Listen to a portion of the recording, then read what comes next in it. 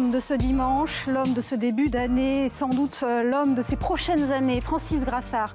Sur le toit du monde pour la réouverture de l'hippodrome de Longchamp, il réalise la passe de 4 et notamment il remporte le prix d'Harcourt, épreuve labellisée groupe avec son représentant Map of Stars. Il déjà s'inscrit comme le prochain grand favori du prix Gannet qui sera le premier groupe 1 de la saison 2025. Mesdames et messieurs, bonsoir, ravi de vous retrouver pour cette nouvelle édition du Grand Débrief. On va revenir évidemment sur cette réouverture de l'hippodrome de Paris-Longchamp, le temple du galop qui a donc ouvert ses portes cet après-midi. On va revenir également sur l'actualité internationale avec la Dubai World Cup, c'était ce samedi. Et puis on va évoquer également l'actualité riche de notre invité qui nous fait le plaisir d'être présent ici sur le plateau. C'est Théo Bachelot. Salut Théo. Bonsoir Manuela, merci de l'invitation. Merci à vous d'être venu jusqu'ici. Et ce n'est pas facile de venir là sur le plateau, sachez-le. Maxime Bourrin et Dominique Beuve, vous connaissez la route, vous, tout va bien. Oui, normalement ça va, on ne se perd pas dans le labyrinthe. Bonjour Manuela. C'est compliqué, hein. Faut vraiment vouloir venir ici. Bonsoir, non, vous exagérez. Est-ce que tout va bien? Est-ce que vous êtes régalé pour cette réouverture de Longchamp? On l'attend à chaque fois, chaque année, on se régale. Moi personnellement, je me suis régalé. Ouais. Dominique? C'est un plaisir. Je sais pas ce qu'il a. Il est soft ça ce soir. Ça va être très long. Il n'a pas envie de parler, c'est rare. Allez, on démarre avec donc cette réouverture de Longchamp.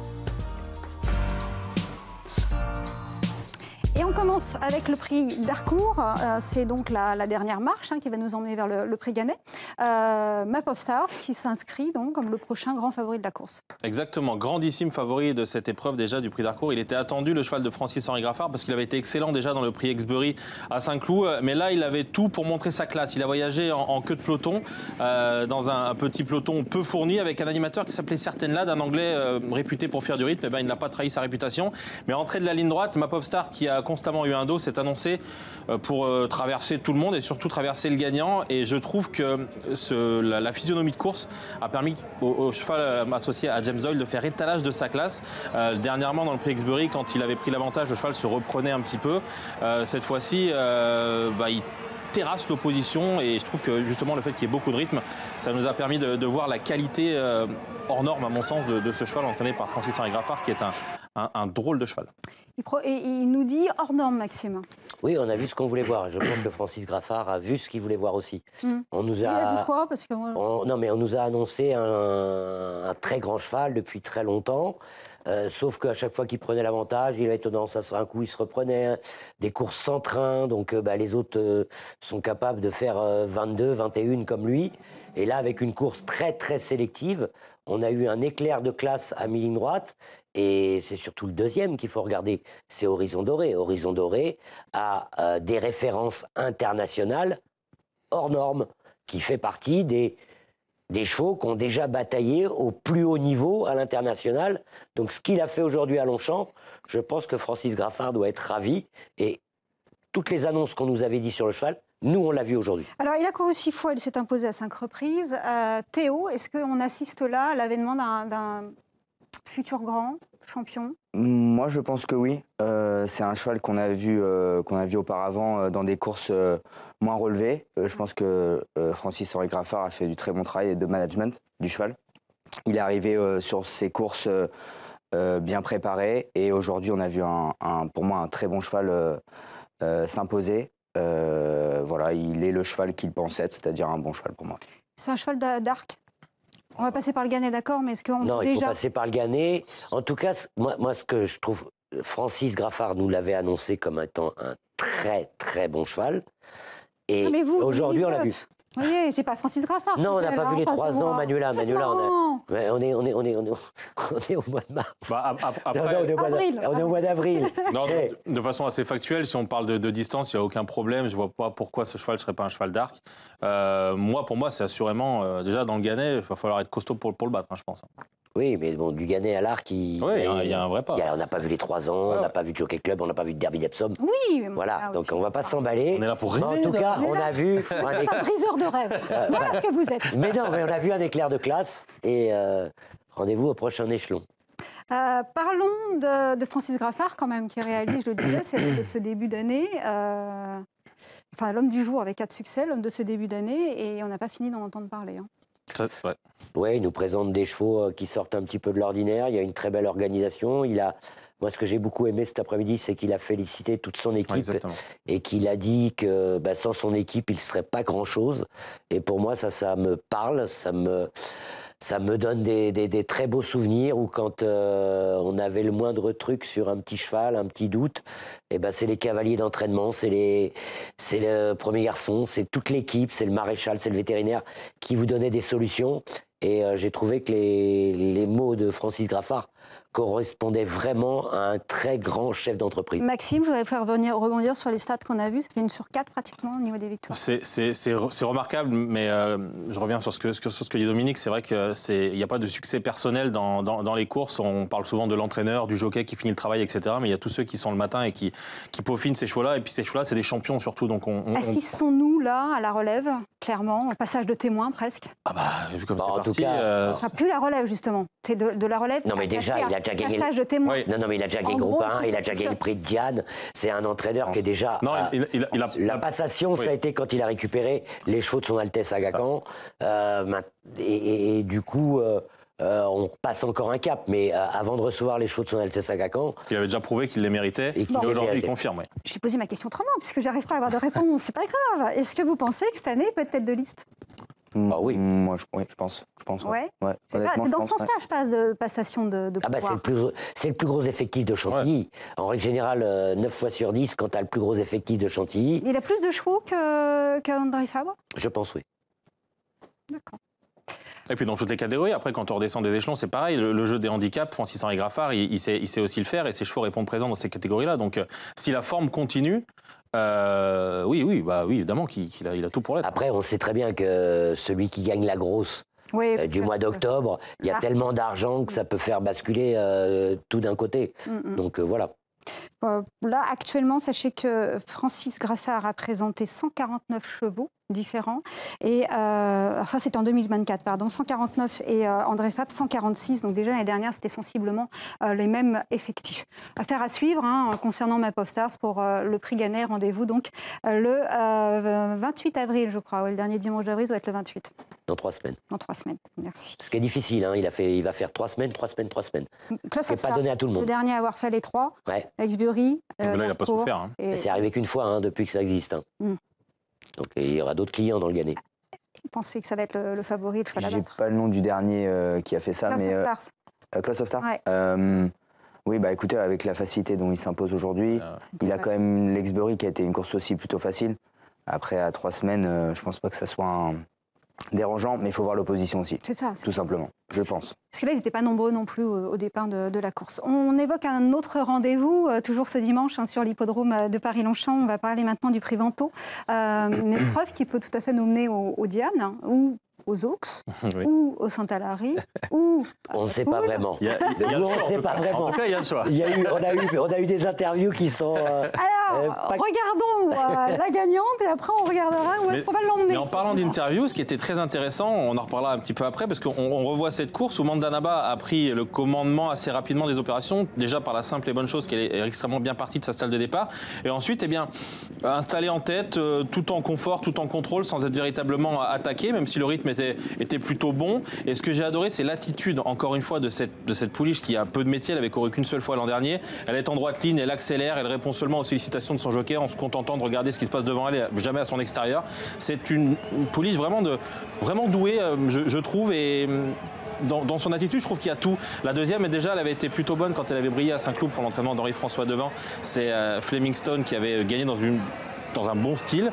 Cette fois, elle n'a jamais été en mesure de battre Mandanaba. Je pense qu'on court la course 10 fois, c'est 10 fois cette pouliche qui gagne. Et ce qui est intéressant, ce que je disais, c'est que Francis-Henri Graffard, avant la course, dit c'est une pouliche le matin qui n'en jette pas, qui n'impressionne personne, entre guillemets. Elle fait son travail sans en mettre plein les yeux. C'était pareil quand elle a débuté, elle a gagné, c'était un petit peu la surprise.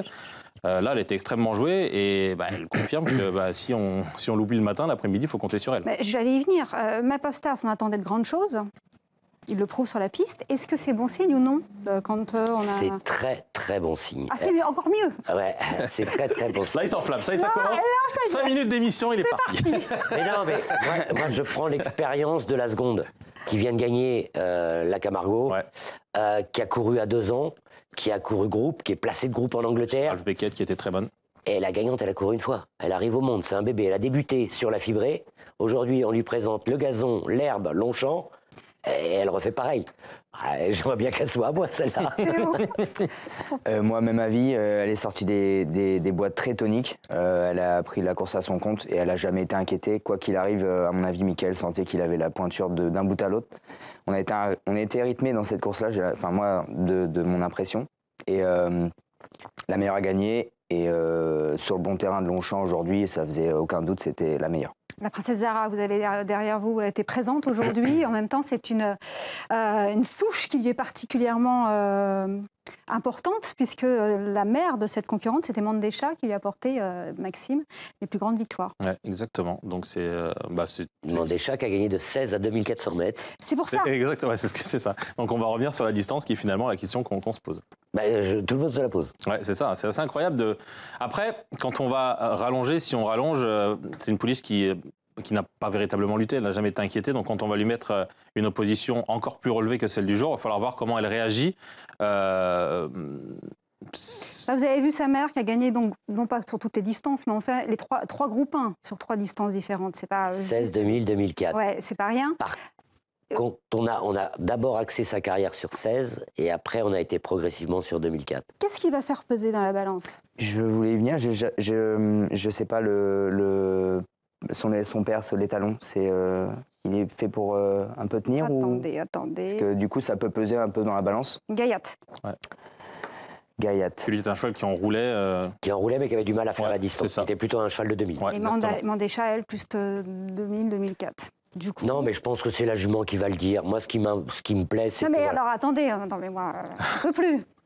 Mais non, mais c'est beau, quoi. C'est la jument qui va le dire. Mais Francis-Henri Graffard a aussi dit qu'il fallait presque en perdre une pour voir si on pouvait gagner après au plus haut niveau. Comment elle vous le dit quand vous me dites que la jument va vous le dire? Parce que la prochaine fois, elle va pas aller devant. Il va faire quoi, Francis? Il va la mettre sur 2000? Il a le choix entre le Saint-Alary, la poule, il a plein de... Oui, non, mais c'est ça. Voilà, il a plein de choix. On verra.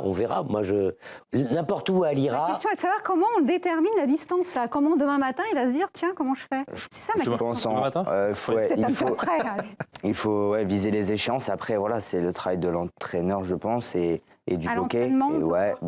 C'est compliqué. Si elle ne fait rien à l'entraînement, voilà, mais c'est certainement pour ça aussi qu'il se pose pas mal de questions. Non, elle a montré quand même de la vitesse aujourd'hui. Elle a montré de la vitesse. On verra les partiels demain. Si elle n'est pas très démonstrative, c'est vrai, le matin, c'est dur à juger. Mais oui, elle a montré de la vitesse parce que quand même 1800 mètres, bon terrain à Longchamp. Pour moi, on est plus sur des chevaux de 16 qui peuvent, de tonicité. C'était un rythme qui était élevé. Vous étiez dans la course, on rappelle. J'étais en épaisseur cachée, mais du coup, j'ai vraiment eu une sensation de rythme aujourd'hui. Et par contre, elle a pris un peu du père dans sa façon de faire, du coup. Ouais, du coup, en pouvant dominer comme ça et en repoussant toutes les attaques. Ouais. Rendez-vous dans les prochaines semaines, alors, pour savoir... il y a la poule, Saint-Alary, il y a plusieurs options, il y a les Oaks... C'est des bons problèmes, ça, attention. Totalement. Il y en a qui aimeraient bien voir ce genre de problème. D'accord. Rien à ajouter, Dominique? Non, moi je crois que j'ai tout dit. On passe maintenant à une autre compétition importante, c'était le prix La Force, qui peut nous emmener sur le prix du Jockey Club. Vous parliez tout à l'heure des 3 ans. Est-ce que vous avez été emballé, Maxime, par ces 3 ans aujourd'hui de La Force? Oui.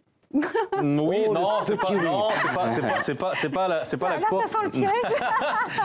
Je m'attendais pas à cette question pour commencer, mais très sincèrement, le meilleur à l'heure actuelle, c'est le favori qui est dernier, qui fait une fin de course assez remarquable sur un terrain qui l'avantage très certainement pas, dans une course où Théo devant avec Dreamliner a imprimé le rythme qu'il voulait. Qualificaire a voyagé à dos carré, le meilleur des parcours, c'est ce qu'on a coutume de dire, parce qu'au moins il peut patienter dans un dos et s'allonger pour sprinter. Cheval qui avait effectué aussi sa rentrée. Le gagnant est bon, bien évidemment, hein, mais ce qu'il faut retenir aussi, c'est la très belle fin de course tout en dehors d'Azimpour, qui est un concurrent de tout premier plan, je pense. Ouais, c'était un bon lot. On a vu des beaux chevaux, des bons chevaux. Il y avait un autre invaincu, le cheval monté par Christian Desmoreaux, qui restait sur 2 victoires. La meilleure note, tout le monde va retenir le cheval de ce... Alors c'est Azimpour qui est deuxième, et la bonne note c'est Nizam, celui qui était invaincu, dont on a... Non, la bonne note c'est Azimpour. Azimpour, la bonne note, et Nizam se présentait invaincu au départ. Voilà, c'est-à-dire qu'on avait un lot qui tenait la route. Oui. On avait vraiment un joli lot. Et un gagnant qui avait fait même ça le en cheval fait. de Théo, il a été contraint Alors, d'aller devant. justement, Théo. Mais c'est un cheval qui avait fait un truc l'autre jour et qui sera, à mon avis, Mais qui au n'était pas moins avantagé par capable le de gagner terrain un aussi. groupe 3. Qui n'était pas avantagé par le terrain surtout. Ouais, c'est ça. J'avais pas pour consigne de forcément aller devant. La dernière fois, je l'avais mis d'ailleurs un peu en retrait et j'étais venu finir. Aujourd'hui, c'était pas les mêmes circonstances de course. J'avais pas un très bon numéro en plus. Il est sorti vite. J'ai vraiment pas fait grand chose pour qu'il sorte et il est sorti très vite avec beaucoup d'action. De l'allant, on n'allait pas très vite. J'ai pris l'initiative d'avancer, de me rabattre devant. C'était pas vraiment les plans, mais bon, c'est passé comme ça. Et mon cheval est vraiment meilleur en terrain souple. Donc on voit quand il galope très haut et il a du mal à prendre une belle action sur le bon terrain, une piste rapide. Donc voilà. Mais pour parler des autres chevaux, je trouve que le cheval de son Altesse fait un truc parce qu'en bon terrain comme ça, on n'a pas été forcément très vite. Il a sprinté. Le cheval d'Alexis a fait une rentrée quand même très plaisante à Saint-Cloud. Donc ça laisse Alors Ah, pas mal de... Cazincourt avait couru qu'une fois et il faisait sa rentrée. C'est ça, c'est ça. Et une fois en terrain souple à Longchamp où il avait gagné en venant finir aussi très plaisamment, en se détachant pour finir. Non, vraiment, ça va être beau comment dire, le challenge va être beau pour la prochaine. Ouais, parler de challenge, parce que c'est pas facile de pouvoir aller après une victoire sur la force dans le Jockey Club, Maxime. Oui, exactement. C'est vrai que quand on regarde l'historique, c'est pas le chemin tout tracé, on va dire, pour briller. Je serais surpris si on me dit que demain un qualificateur gagne le Jockey Club, je serais assez surpris. Ok, en tout cas les dernières années, à part Bigroc en 2023, Ouais. c'était vraiment pas mal. Sinon c'était plus compliqué.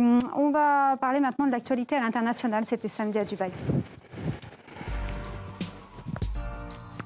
C'est la grande réunion de la Dubai World Cup et on va démarrer non pas par la World Cup mais par la Dubai Turf parce que là on a vécu un grand moment avec la victoire de Christian Desmureaux. Il est revenu d'ailleurs, il y a une photo qui est absolument magnifique. Voilà, vous la montrez juste après. Avec vous Maxime. Avec un concurrent japonais qui répond au doux nom de Soul Rush, qui est absolument pas un inconnu au Japon, c'est un cheval de tout premier plan. Mais dans cette course il y avait le cheval imbattable, le cheval attendu par tout le monde à Dubaï, Romantic Warrior. Romantic Warrior, et bien là on se dit qu'il va gagner parce qu'il n'a pas pour habitude d'être battu tout simplement. Mais Christian, il y a cru jusqu'au bout et surtout dans cette course qui lui tient à cœur. Mais au passage du poteau, même vraiment en direct, je ne savais même pas s'il avait gagné. Et c'est extrêmement pointu la photo entre les deux. Et finalement, ça a penché du côté de Christian Desmureaux avec ce Soul Rush. Victoire inattendue, je ne sais pas, parce que tout le monde attendait Romantic Warrior. Mais encore une fois, ce n'est pas le premier venu celui-ci. Et ça fait plaisir de voir Christian gagner là-bas. Mais encore l'entraînement japonais à l'honneur. Les Japonais, ils ont fait un carton plein. Quand ils gagnaient pas, ils étaient 2e et 3e. Ce qui est sympa, c'est que Christian est battu d'un pif l'année dernière dans cette course-là, par Facteur Cheval. Et cette année, le pif est pour lui. Et en plus, sur Romantic Warrior. Les Japonais, ils ont des chevaux exceptionnels qui vieillissent très très bien. Et là, en plus... Christian a monté une course de génie. Ça fait vraiment plaisir parce qu'on le côtoie tous les jours sur les courses françaises. Il monte beaucoup de chevaux japonais, il passe les hivers au Japon. Et quand on a un copain comme ça qui monte une course aussi belle et qui vient faire un truc pareil, je pense que tout le vestiaire français a poussé et était fier de lui, quoi. C'est pas grand chose à rajouter, on était très fiers de lui. Je l'ai félicité tout à l'heure quand il est rentré dans le vestiaire à Longchamp et non, la perf est très bonne, la course est somptueuse, il a monté un rêve. Dans un dos, le meilleur dos qu'il puisse à mi-tournant, il arrive à se relancer dans son dos et il met du temps à accélérer. Romantic Warrior, lui, a un peu subi le fait qu'il a la pression de bonheur à l'extérieur. Donc il est obligé de ne pas laisser sa place, il a le favot et voilà. Et Christian a monté un rêve et est très fort encore pour finir, pour venir chercher la gagne. On parlait de l'entraînement japonais qui s'est illustré encore au cours de cette réunion internationale. On l'a déjà vu l'année dernière également, pareil à l'étranger. Vous avez cette expérience au Japon et vous pensez que là, ils ont passé encore un cap ces 3-4 dernières années? Ils ont toujours eu un très bon niveau dans ce type de course. 3-4 dernières années sont très bonnes dans les stats. Avec des chevaux de dirt, avec des chevaux de gazon, ils sont capables de tout faire. On a vu Christophe aussi s'imposer, Yuga Kawada, pas aujourd'hui, mais pas hier, pardon, mais les autres années. Et Keita Tozaki, les jockeys font des placements, Russell Sakai, ils sont vraiment pour moi, en train d'exploser sur la scène internationale. Et ils font tout pour, en fait. Donc là-bas, c'est... soit au niveau de l'élevage, au niveau de l'entraînement. Exactement. La formation également. La formation, ce qui est pour moi, ce qui importe, c'est beaucoup l'élevage. L'élevage, ils investissent énormément. Ils ont leur propre étalon aussi. Et l'entraînement est sélectif et ça pousse tout le monde vers le haut. Donc en fait, ils arrivent à concurrencer l'international. Vous pensez que l'Arc de Triomphe va enfin... C'était la question la plus simple à poser après. C'est la question. En plus, je l'attendais. Franchement, si je la pose pas. Eh bien, il faut la poser. On est obligé de la poser. On est obligé de la poser. Je ne peux pas rester ici. Pour moi, ils ont pas de chance sur 2 points. C'est qu'ils sont dépendants. Ils sont dépendants beaucoup du terrain, qui à chaque fois, enfin souvent, est très souple le jour de cette bonne course. Et ils sont dépendants donc de ça. Et pour moi, du déplacement, parce qu'en amont, le travail n'est pas le même. Ils arrivent assez tôt quand même proche de la course. Et c'est pas évident de changer de système, de s'adapter à des pistes françaises. Vous voyez, là, on est à Dubaï, on est sur des pistes d'entraînement comme le dirt, où ils ont quand même le même style de piste pour le matin. Donc là, on passe quand même de l'international à la France, qui est quand même spéciale dans son domaine. Voilà. C'est ça qui leur manque aujourd'hui pour être... Enfin, encore quelques temps en tout cas, enfin jusqu'à présent en tout cas. Peut-être l'année prochaine. Ou l'année prochaine, ou pourquoi pas cette année d'ailleurs. Cette année, pardon. Oui, je voulais dire cette année, oui. C'est ça. On revient sur notre... Parce que là, on a digressé, mais c'est toujours très intéressant évidemment. On revient sur cette grande réunion de la Dubai World Cup. Il y avait des Français. Pas de victoire française, messieurs, mais ça s'est quand même très bien passé pour l'entraînement français. Oui, il y a eu que No Lynch qui a raté son départ et ça a été rédhibitoire pour son premier essai sur le dirt. Facteur cheval, il s'est retrouvé à l'arrière de la course et il n'a pas pu revenir. Ça n'a pas été très très vite. Mais après, très bon comportement de double major et très bon comportement de Callan Dagan et de King Gold aussi. King Gold. Voilà, les Français qui se sont placés, donc vous avez pu les reconnaître ici. Callan Dagan va-t-il gagner son groupe 1 cette année ? En tout cas, j'espère, parce qu'il court de façon assez remarquable à Dubaï hier. Son accélération finale est assez superbe à voir. Évidemment, je pense ce serait quand même décevant que ce cheval-là ne gagne pas son groupe 1 cette année. Il a la Coronation Cup, je crois, exactement, dans 2 mois. Francis-Henri Graffard a coché ça. Voilà, il y a tout, du rythme, un cheval qui sait sprinter. Il y a Epsom. Tant qu'on n'a pas fait Epsom, on ne sait pas si on le fait. Parce que là, c'est un peu les montagnes russes, Epsom. Non, mais oui, s'il y a un cheval qui mérite de gagner un groupe 1, c'est celui-là. Si c'est un cheval qui a le niveau pour gagner un groupe 1, c'est celui-là, il faut espérer, parce que le pauvre, à chaque fois, il est battu, quoi. C'est un truc de fou. C'est un truc de fou. Et on termine, parce qu'on voulait aussi saluer et féliciter Florent Géroux, qui a remporté la plus belle, la Dubai World Cup, Maxime. Ouais, jockey français installé aux États-Unis depuis un paquet de temps déjà. Et bien, lui aussi, il a eu son mot à dire dans ce fabuleux week-end à Dubaï. Et là, il est assez loin, on l'a cerclé, on voit ce cheval gris. Et à cet instant, il perd aussi sa cravache. Et ça ne l'a pas empêché d'avoir du gaz, ça c'est sûr, mais ensuite de pouvoir se faufiler et de savoir aussi bien équilibrer son cheval dans les 200 derniers mètres pour sprinter et venir régler tout le monde. Dans une course où le Japonais, qui à cet instant à son extérieur était grandissime favori de la course, eh bien on voit qu'un seul cheval pour finir. Et c'est Florent Géroux qui l'emmène au poteau. Et tout ça sans cravache. Je sais que ça vous fait plaisir, ma chère Manuela. Oui, Francky Dettori a gagné, Saïd Bin Suror a gagné. Non, on a passé vraiment une journée... Qui est avec nous tout au long de la journée. Ah ouais, c'était vraiment une grande journée. On s'est régalé toute la journée, c'était vraiment beau. Avec des belles histoires, parce que Francky ne fait plus les hivers là-bas, il gagne. Saïd Bin Suror, son effectif pour Godolphin est réduit au minimum. Je ne sais même plus qu'il avait des chevaux de... Voilà, pour dire la vérité, après il gagne. On a eu un doublé de first class dans la course des pur sang arabes qui avait gagné en 2002 et qui regagne cette année. Donc plein de belles choses, on s'est régalé. Sur cette Kazakh quand même ouais, ils ont acheté ce cheval-là. Ce n'est pas rien. Hein, oui, ils achètent à bon escient. Oui, ma pauvre star, on en parlait en début d'émission. Ils investissent, ceci c'est pas pour rire, et ils connaissent une très très belle réussite au plus haut niveau. Ça n'a pas tardé justement à ce qu'ils connaissent une très belle réussite. Ils font des bons achats, ils sont bien conseillés et ça se passe bien. Ouais. Après, on est tombé sur une année un petit peu creuse de la World Cup. On n'avait pas les meilleurs Américains.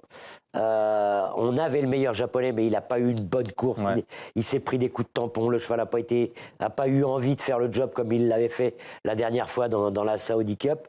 Voir où ce cheval peut s'arrêter. Il y a encore une belle marche à franchir pour attaquer les meilleurs aux États-Unis. Oui, parce qu'après, il pourrait très bien... il n'avait jamais remporté un groupe 1, celui-ci. Il était lauréat de groupe 2, mais jamais de groupe 1. Voilà, donc ça fait partie de vos objectifs, j'imagine, de briller dans ces réunions-là. Oui, totalement, ça fait rêver. Ça fait rêver, ouais, bien sûr. On va partir, nous, en pub, quelques instants. On se quitte pas très longtemps. Vous avez pu voir qu'il avait Florent Géraud avait gagné sans cravache. Je vous ai fait un petit lancement. Mais franchement, vous êtes doué. Ouais, mais je peux un peu présenter de sur les bords. Vous êtes très doué, cher ami. On va parler cravache juste après la pub. Restez avec nous. Allez, on est de retour ici sur le plateau du Grand Débrief et évoquons donc notre sujet de la semaine. On en parle. Vous aurez compris, ce sujet concerne l'utilisation de la cravache au trot. Depuis le 1er avril, il y a eu la nouvelle mise en application de cette utilisation de la cravache. Tout de suite, entrons dans le vif du sujet pour bien comprendre les tenants et les aboutissants. La cravache, aujourd'hui, que ce soit au trot monté ou au trot attelé, ne peut plus être utilisée exclusivement donc, pour donner un signal au cheval ou encore pour diriger le cheval dans une situation où la sécurité des personnes et des chevaux est menacée, avec un danger immédiat, bien sûr. Et quand on donne un signal au cheval pour lui demander d'accélérer, eh bien, seul un mouvement du poignet est toléré. Alors, j'espère que je le fais correctement, mais on va voir un petit tuto, ça sera mieux. Sans mouvement de l'épaule et sans le mouvement du coude, de façon juste à vraiment accompagner le cheval.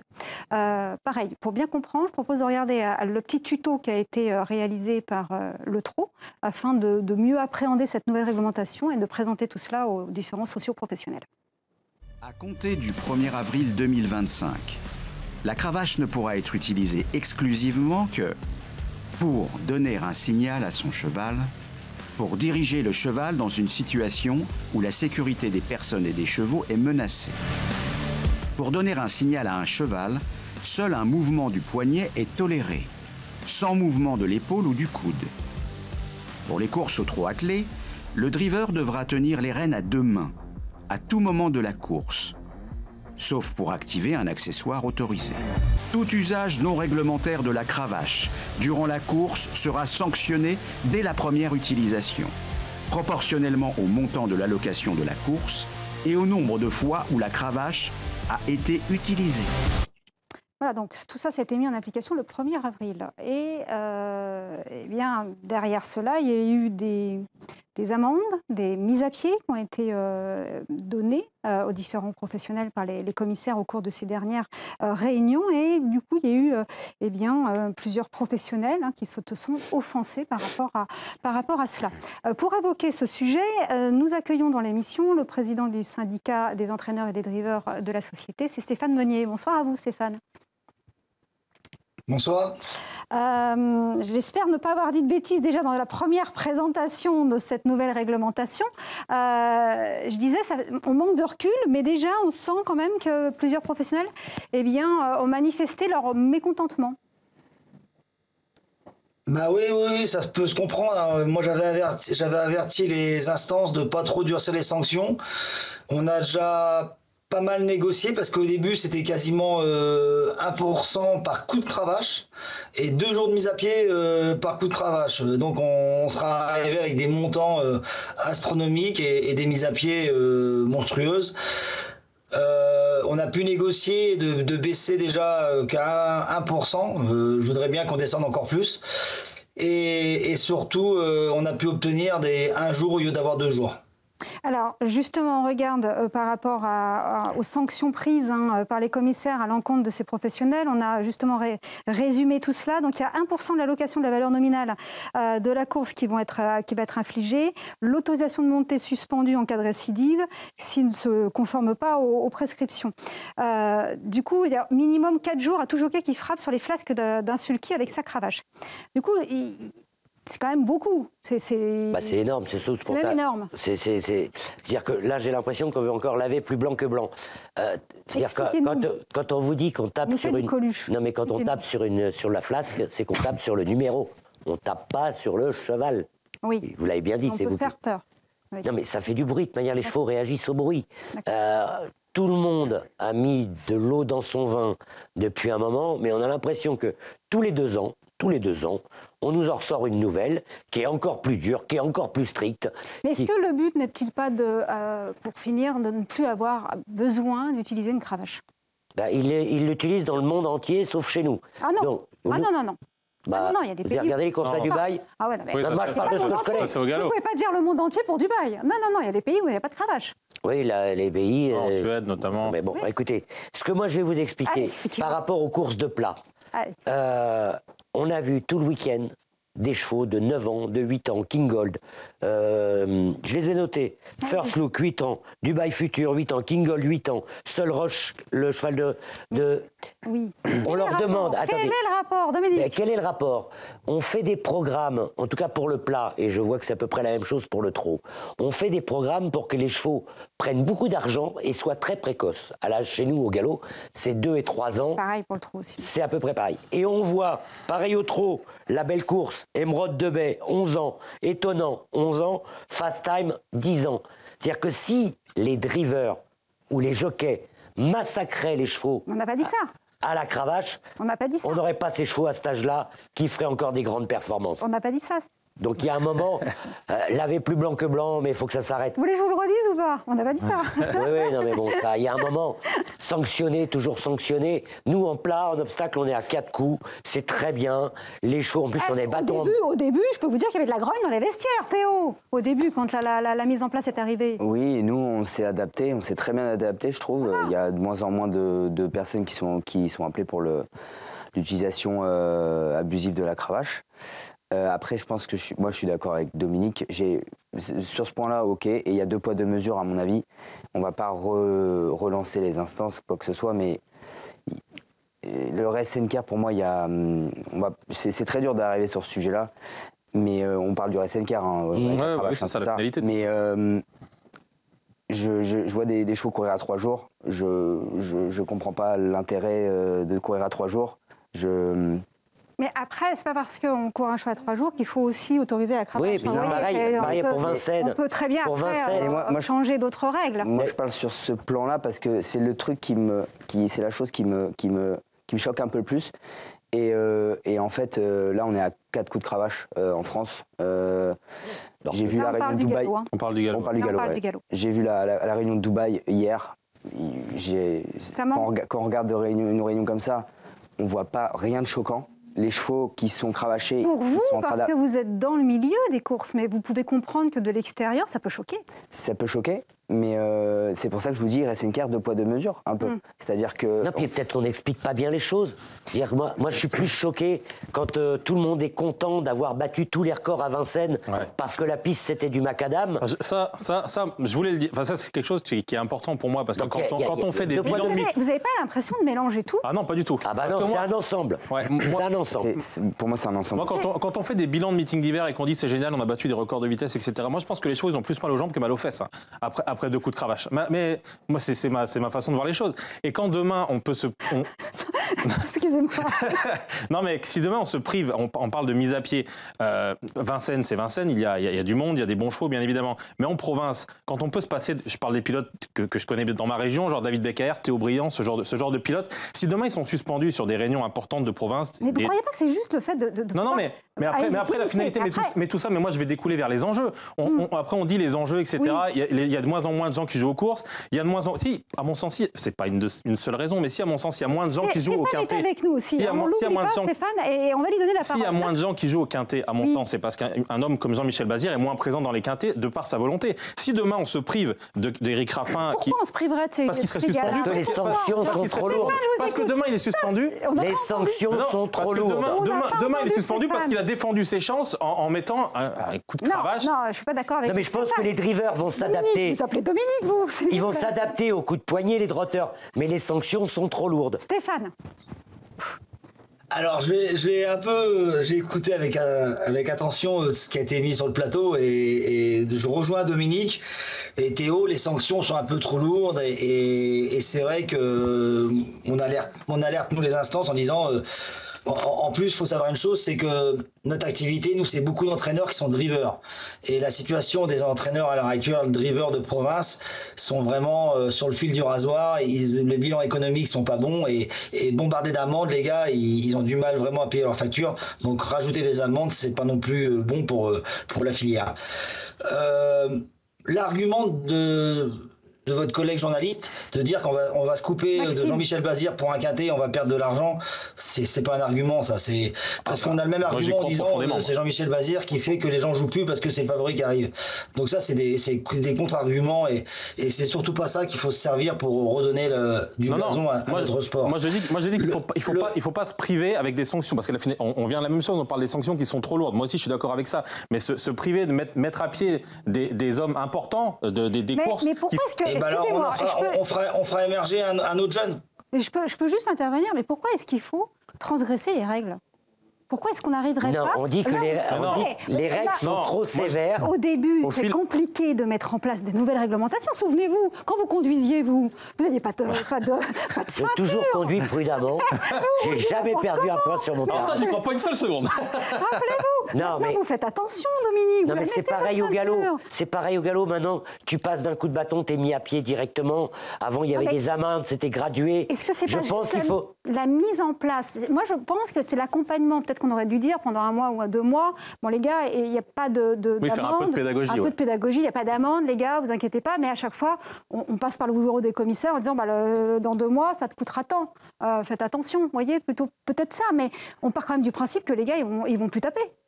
Non, moi je pense que tous les 2 ans, on nous durcit les règles et que je vois que les chevaux vieillissent de plus en plus, vieillissent de mieux en mieux et que c'est... Vous avez des stats, vous? J'ai toutes les stats, oui, je vous les ai sorties. Hier, on avait un... Vous avez des stats, vous, vraiment? Il n'y a presque plus de partants dans les courses de vieux, Dominique. Mais vous rigolez, hier encore... Vous regardez à Vincennes et vous regardez à Auteuil, il n'y a plus de partants dans les vieux. C'est le très haut niveau, ça, Dom. C'est vrai qu'ils arrivent à faire vieillir des chevaux en courant finalement 4 fois dans l'année. À Dubaï, non, mais c'est compliqué de faire ça avec des trotteurs. Non, mais en tout cas, moi, je parle pour le galop. Maintenant, on a des bâtons en mousse, ça veut plus rien dire. Et je suis d'accord que les sanctions, quand on commence à toucher des entreprises, parce que comme le disait, c'est plus compliqué. Interdire quelqu'un de travailler, c'est compliqué. Bah oui, mais c'est ce que dit Stéphane quand il parle des amendes, et ça c'est très important parce que il y a un top 10, top 15, top 20 des gens qui financièrement vivent confortablement de notre métier, mais les autres, ils prennent des amendes de façon régulière. Après, vous allez me dire, ils ont qu'à pas mettre de coups de cravache. Si vous voulez, on est d'accord. Bah oui. Mais bon, après, l'intérêt c'est de gagner une course, et quand on gagne une course, les professionnels gagnent de l'argent, d'accord. Oui, non, mais il faut que... on va terminer assez le débat parce que assez rapidement, mais imaginez, je suis joueuse. Vous allez arrêter de taper parce que vous voulez respecter les règlements, et vous allez continuer parce que vous dites, moi je m'en fous, je veux continuer. Mais il n'y a plus personne qui fait ça, Manu. Mais non, mais moi je suis pas d'accord avec ça. Mais... Vous avez joué qui du coup? Si j'ai joué celui qui arrête de taper, je vais pas être contente. Vous comprenez que je suis battue à cause de ça. C'est déloyal. Mais on a un cas par an. On a un cas par an. Au trot, ils se plaignent de la dureté des sanctions. Non, mais ça, je comprends. Nous, les jockeys au galop, c'est pour ça que... ils ont accepté les 4, ça y est, c'est dans les mœurs. Mais pareil, dès que tu mets 5, tu restes chez toi, tu travailles plus. C'est pas normal. Et à 9, vous êtes distancé. Oui, mais là, plus personne n'en met 9. Et pour personne. Donc, ça a eu quand même des... Et pour terminer avec ça, parce que vous voulez en terminer, la réponse... Le mot de la fin sera pour Stéphane. La réponse pour les professionnels n'est pas de plus parler à Equidia en signe de contestation, à mon sens. Ah oui, ça, c'est sûr. La réponse, c'est surtout s'ils ont quelque chose à dire, le micro, il sert à ça. Et c'est à mon sens... C'est vrai qu'on prend souvent nous. Et je pense que Stéphane, il est d'accord avec ça, parce que sur ce genre parce que ça concerne les professionnels en priorité. Nous, on est là, on regarde. Hein. Mais les professionnels, c'est eux qui sont impactés. Stéphane, ça sera pour vous le mot de la fin, du coup. Tout à fait, c'est ce que j'allais dire. Je voudrais juste y aller, et je vais sûrement faire un communiqué demain à la presse, à mes confrères qui ne veulent pas parler à Equidia pour X raisons, parce qu'ils ne sont pas satisfaits du règlement. C'est pas la solution, parce que prendre en otage les turfistes, c'est pas ça. Eux, ils n'ont rien demandé. Et au contraire, il faut communiquer. Et vous avez tout à fait raison, il faut plutôt dire ce qui ne va pas, se servir du micro d'Equidia qui est toujours ouvert, et là-dessus je vous remercie, pour dire ce qu'on a à dire. Et pour dire la réglementation, juste pour un petit point, depuis le début de la mise en place le 1er avril, on est à 2,5 de sanctions par course, ce qui est beaucoup moins qu'avant. Ça va rentrer dans les mœurs également, mais c'est vrai que là, la mise en place est peut-être un peu compliquée, je comprends tout à fait. On aurait peut-être pu avoir besoin d'un peu plus de pédagogie, d'accompagner plus longuement les socioprofessionnels afin qu'ils ne se retrouvent pas comme ça, pris à la gorge. Merci Stéphane d'avoir été avec nous pour toutes ces explications à chaque fois. C'était virulent, c'était cool. Merci beaucoup. Ça met de l'ambiance. Ah, ça c'est sympathique. On passe maintenant au portrait de notre invité, Théo.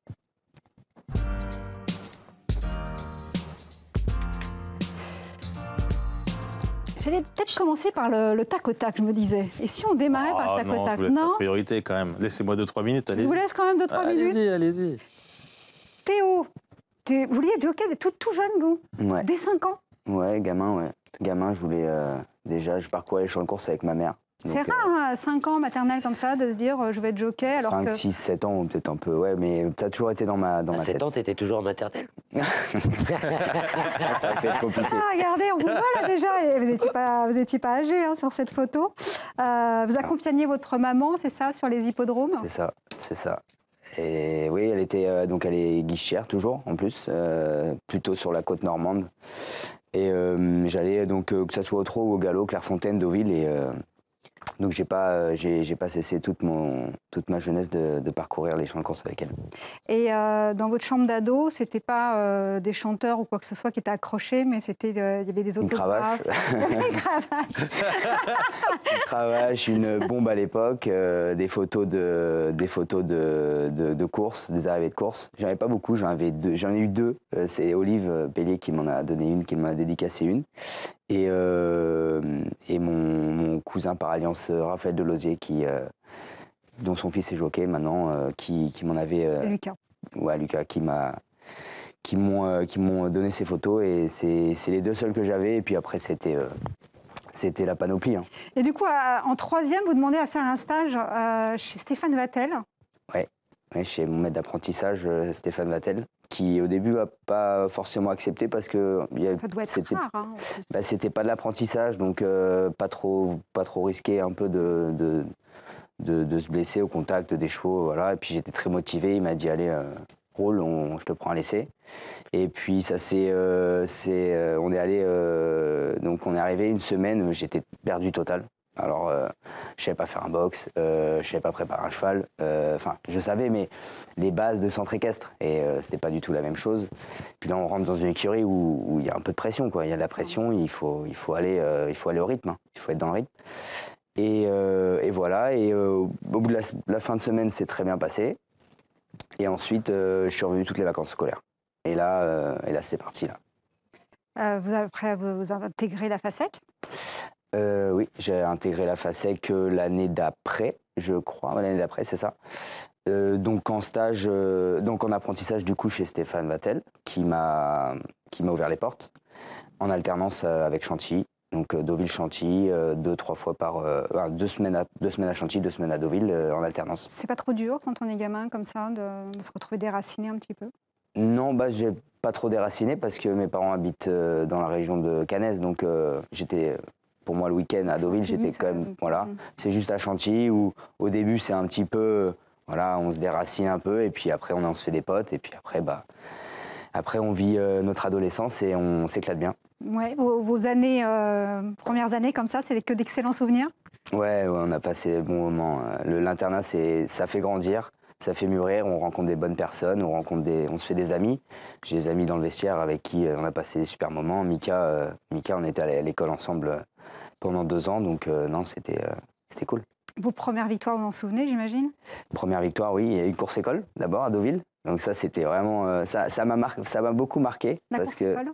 Ouais, parce que même s'il n'y a pas d'enjeu, il n'y a rien, il y a cette pression, cette adrénaline, et puis c'est mon cheval du matin en plus, donc voilà. Puis t'avais tes vrais supporters, t'avais toutes les... Voilà. En plus, ils jouaient au foot avec tous les gars de les écuries, très impliqués avec tout le personnel qu'il y avait à Deauville.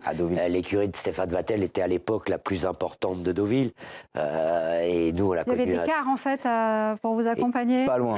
Ah ouais, non, mais c'était impressionnant, quand on l'a vu débarquer, il avait. Vous vous souvenez de Théo gamin? Oui, et puis je me souviens surtout de de tous ses potes, parce que c'était mes potes aussi, parce que je jouais au foot avec eux.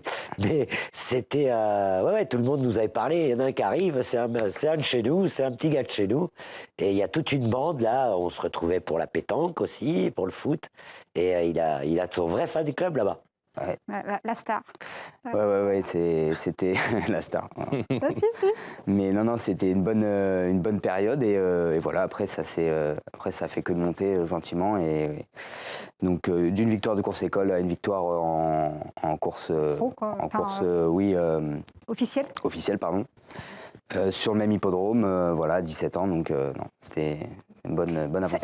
Ça a toujours été simple pour vous ou pas? Parce que de l'extérieur, on a le sentiment que c'était c'est presque l'itinéraire d'un enfant gâté, quoi. Enfin, ça matche bien tout le temps, il n'y a pas de heurts. Bah en fait, c'est ce qu'on voit, c'est d'extérieur. Et moi, j'ai des fois le même sentiment sur d'autres collègues, des jeunes collègues. Ouais.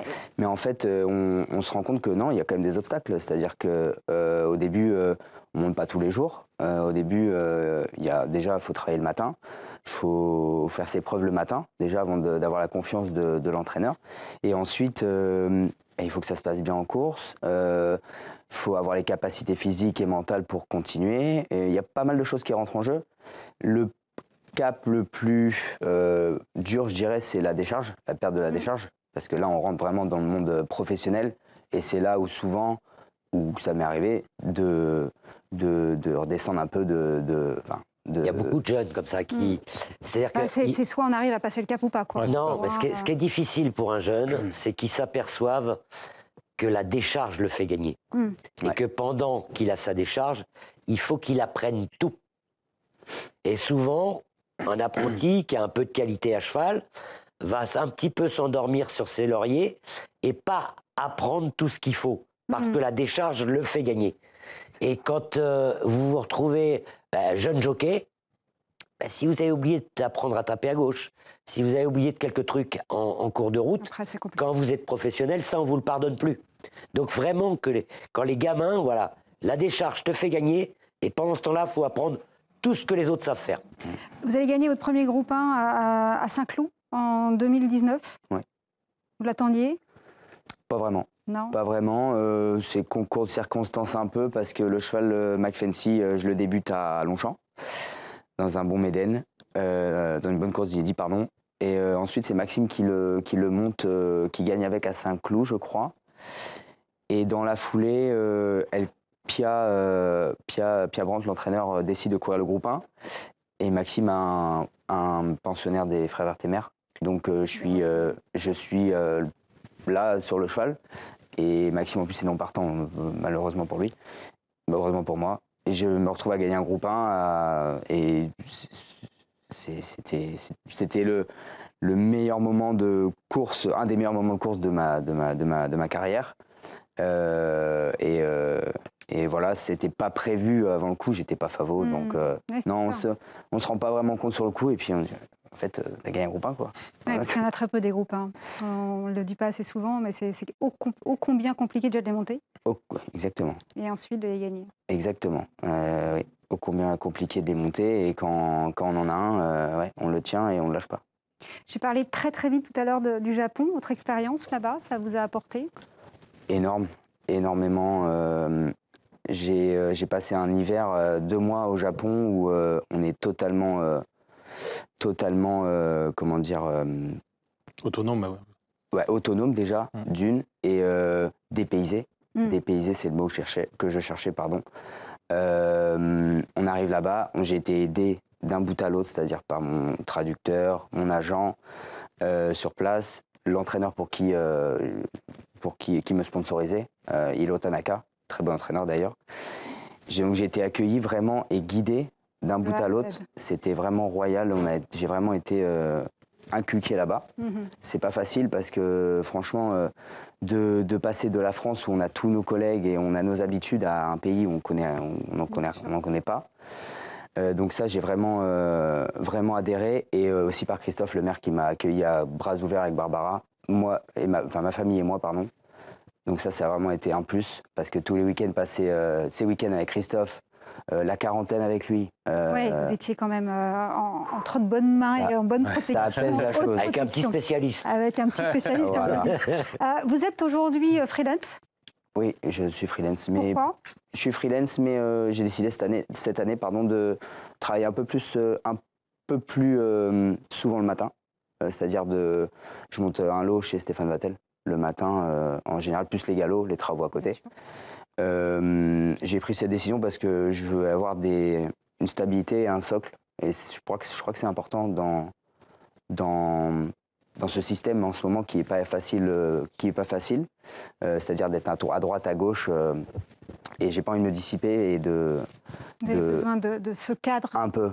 qui est pour vous et d'autres d'ailleurs, et de stabilité. Un peu, ouais. Mais en gros, oui, je suis freelance quand même dans le sens où si j'ai des travaux à Paris ou autre, je m'arrange pour y aller. Quels sont vos objectifs? Écoutez, de remporter des belles courses. Je crois que c'est l'objectif de beaucoup. De tomber sur des bons chevaux et de gagner des courses et surtout de prendre du plaisir.